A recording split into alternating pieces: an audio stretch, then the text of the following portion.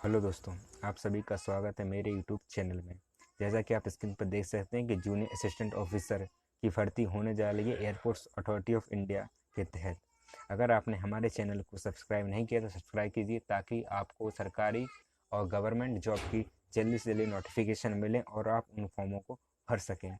चलिए AAI junior assistant officer airports of authority of India की सारी जानकारी व उसमें क्या रिक्वायरमेंट है, उसकी क्या क्या क्वालिफिकेशंस हैं व कितनी एप्लीकेशन फ़ीस है व उसका सिलेक्शन प्रोसीजर जानते हैं।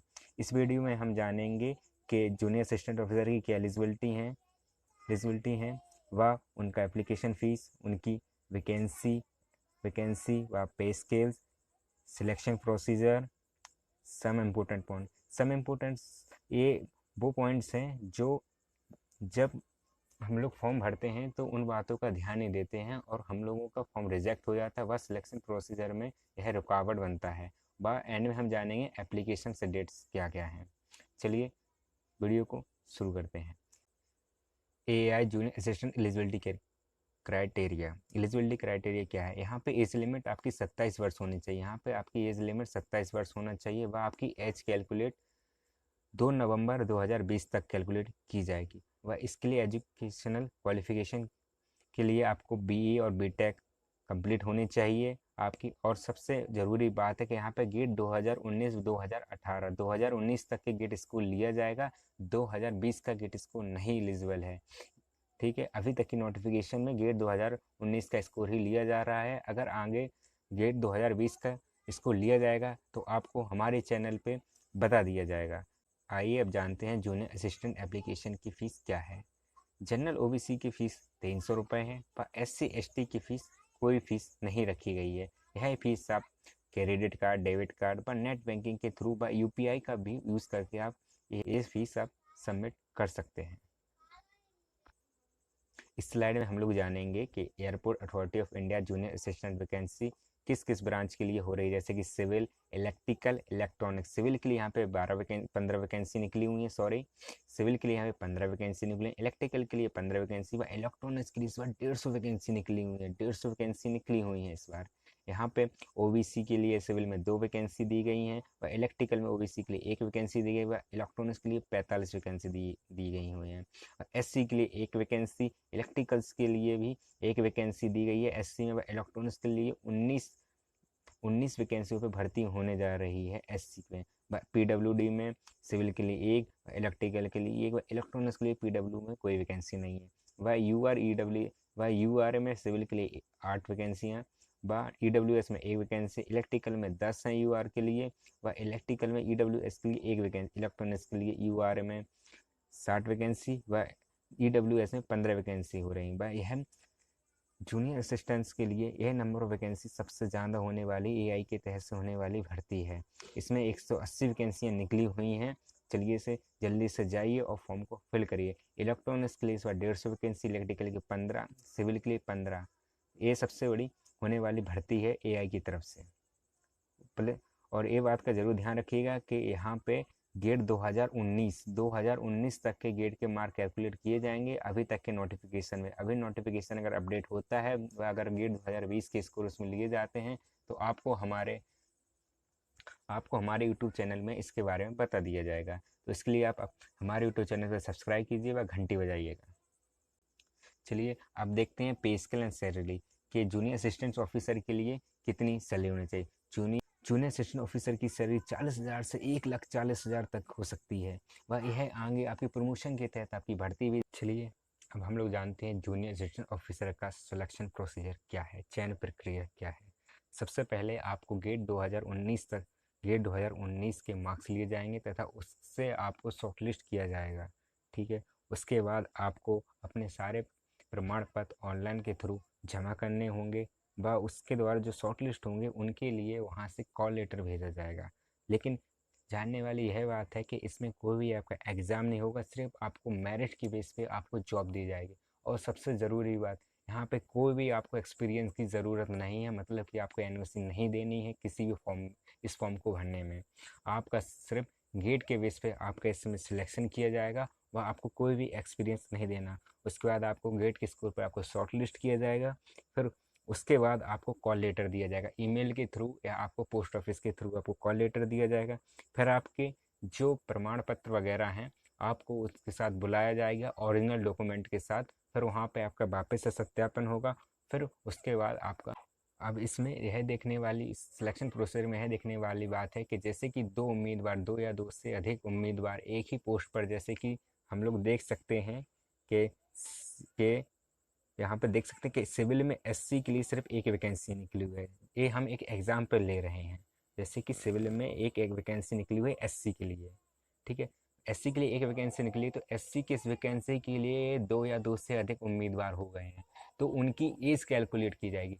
जिस उम्मीदवार की सबसे ज़्यादा एज होगी उस उम्मीदवार को पहले दर्जा दिया जाएगा तथा उसको जॉब दी जाएगी। उसके बाद कम उम्र वाले कैंडिडेट को रखा जाएगा। सबसे पहले जिसकी आयु सबसे ज़्यादा होगी उस कैंडिडेट को रखा जाएगा, उसके नीचे सब उससे कम उम्र वाले कैंडिडेट को रखा जाएगा, फिर उससे कम उम्र वाले कैंडिडेट को रखा जाएगा। जिसकी उम्र सबसे ज़्यादा होगी उसको पहले जॉब दी जाएगी।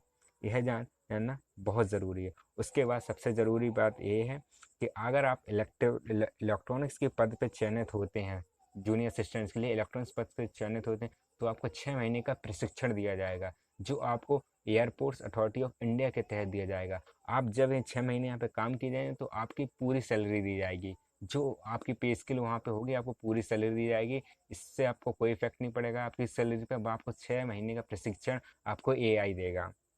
इसमें सिलेक्ट हुए उम्मीदवार को उसकी आयु, योग्यता और वह चिकित्सा फिटनेस प्रमाण पत्र के अधीन होके उसको मूल दस्तावेज सत्यापन के लिए प्रारूप देने होंगे व उनको एआई में जमा करना होगा, जो आपको 12 महीने बाद वापस कर दिए जाएंगे। ये था आपका सिलेक्शन प्रोसीजर। चलिए, ज़रूरी बात, सिलेक्शन प्रोसीजर अपन लोग पूरा समझ चुके हैं। अब देखते हैं इम्पोर्टेंट पॉइंट। ये कुछ ऐसे पॉइंट्स हैं कि जो कैंडिडेट फॉर्म भरता है तो उन बातों पर ध्यान नहीं देता है और उनका अप्लाई फॉर्म रिजेक्ट हो जाता है किसी वजह से, वह उनको अगर हैं इन प्रॉब्लम का, इन समस्याओं का सामना कर सकते हैं। चलिए इसके बारे में हम जानते हैं सम इम्पोर्टेंट पॉइंट्स। सबसे ज़रूरी बात है फ़ोटो और हस्ताक्षर। ये सबसे ज़रूरी बात है, कई लोगों के फ़ोटो और हस्ताक्षर कभी भी मैच नहीं होते हैं। जब वहाँ पे सिलेक्शन प्रोसीजर के लिए जाते हैं तो कई लोग बहुत पुराने, जैसे कि हिंदी में कई लोग सिग्नेचर करते हैं, वहाँ पे जब फॉर्म भरते हैं तो इंग्लिश में सिग्नेचर कर देते हैं। कई लोग इंग्लिश में सिग्नेचर करते हैं तो हिंदी में सिग्नेचर कर देते हैं। इन बातों का आप ज़रूर ध्यान रखिएगा कि आप जहाँ पर कॉमनली, जहाँ पर एक समान सिग्नेचर आप रखिएगा हमेशा। व फ़ोटो की छवि, फोटोग्राफ हाल में पासपोर्ट वगैरह, अगर आप 3 महीने पुरानी अगर फ़ोटो लगाती हैं तो इस फॉर्म में मत लगाइएगा। आप हाल की खींची फ़ोटो लगाइएगा तभी आप इस फॉर्म को भरिएगा, क्योंकि अगर 3 महीने से कोई पुरानी फ़ोटो भरता है तो यहाँ पे कुछ रिजेक्शन के आपके चांस बढ़ जाते हैं। दूसरा पॉइंट यह है कि आप कैप, हैट, काले चश्मे में फ़ोटो स्वीकार नहीं की जाएगी। अगर आपकी फ़ोटो में आप कैप लगाए हैं, काला चश्मा लगाए हैं तो आपकी फ़ोटो स्वीकार नहीं की जाएगी। आप सिंपल सादा चश्मा सफ़ेद कांच वाला लगा सकते हैं फोटो में। धार्मिक हेडवेयर की अनुमति है, लेकिन वह चेहरे को कवर करते हुए नहीं होना चाहिए। धार्मिक हेडवेयर का मतलब है यहाँ से हिजाब से लिया गया है, बुर्खा कहा जाता है।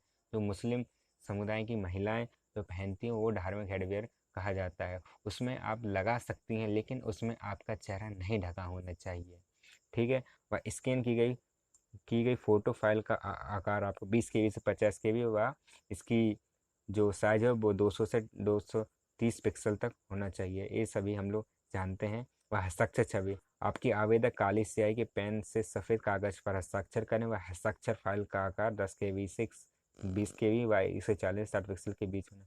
हस्ताक्षर सिग्नेचर करते समय आप इस बात का विशेष ध्यान दीजिएगा कि जो आप पेन यूज कर रहे हैं वो आपका काली स्याही से हो, वह आप सिग्नेचर सिर्फ A4 शीट के सफ़ेद पेज पे करें।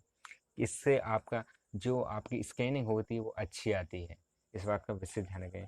चलिए अब हम वीडियो के अंत में आ चुके हैं। चलिए हम जानते हैं कि यह एप्लीकेशन कब से शुरू हो रहा है। यह एप्लीकेशन आपके 3 अगस्त 2020 से शुरू होगा व यह 2 सितंबर 2020 तक चलेगा। व इसकी पेमेंट फीस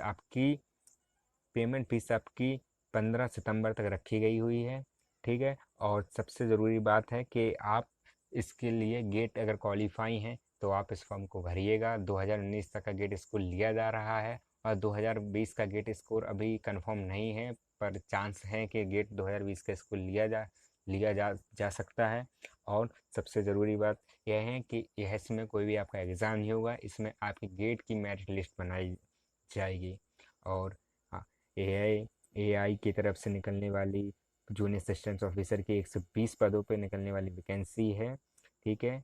और लास्ट में मैं आपसे यही कहूँगा कि आप अगर हमारे चैनल पर नए हों तो हमारे चैनल्स को सब्सक्राइब करिएगा, शेयर करिएगा और लाइक कीजिएगा, और कमेंट बॉक्स में बताइएगा कि आपको वीडियो कैसा लगा है। और अगर ये आपकी जानकारी ज़्यादा आप यूज़फुल हो, जो आपके दोस्तों के काम आ सके, तो उनको यह वीडियो ज़रूर शेयर करिएगा और उनको बताइएगा कि हमारे चैनल को सब्सक्राइब करें। धन्यवाद।